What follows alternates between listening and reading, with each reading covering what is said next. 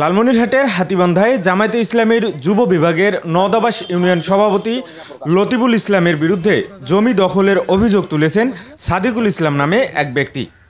সাদিকুল ইসলামের অভিযোগ, তার সাথে তার ফুফাতো ভাই রফিকুল, সাদ্দাম, আজিজুল, এনামুল ও নাজমুলের জমি নিয়ে বিরোধ চলছে। তার ফুফাতো ভাইদের পক্ষে অবস্থান নিয়ে লতিফুল ইসলাম তাকে বাড়িতে এসে হুমকি দিয়েছেন। শনিবার এমন ঘটনা ঘটে ওই উপজেলার পশ্চিম নওদাবাস এলাকায়।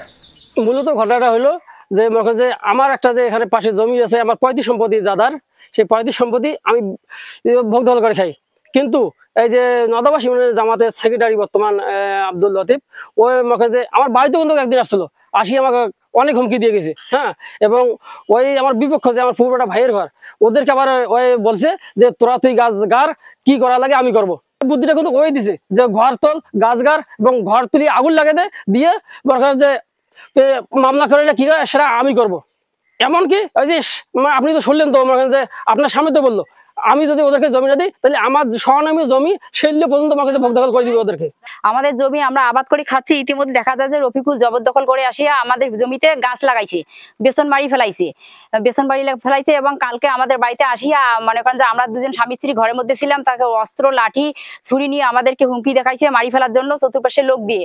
আবার দেখা যাওয়া লাগছে যে তদন্তমূলক খোঁজ নিয়ে দেখি যে লতিফাসিয়া বলতেছে যে আজকে লতিফাসিয়া বলতেছে যদি তোমরা 7 দিনের মধ্যে যদি জমি ছাড়ি না দাও তাহলে আমি জামাতে ইসলামের লোক নিয়ে সমস্ত জমি হাল ডুবিয়ে দেব। তবে সাদিকুল ইসলামের এসব অভিযোগ অস্বীকার করেছেন জামায়াতের যুব বিভাগের নেতা লতিফুল ইসলাম। এটা সম্পূর্ণ মিথ্যা এবং বানোয়াট একটা কথা।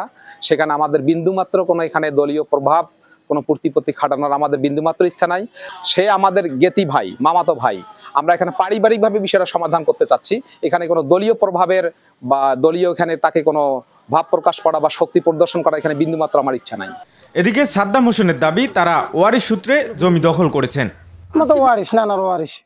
আমরা জমি পাই, আমাদের জমি মায়ের জমি, আমার খালা এখানে উপস্থিত থাকে, এসে আমরা দখল করছি। হাতীবান্ধা থানা পুলিশ জানান, অভিযোগের আলোকে তদন্ত করে আইনি ব্যবস্থা নেওয়া হবে। এল নিউজ অনলাইন, লালমনিরহাট।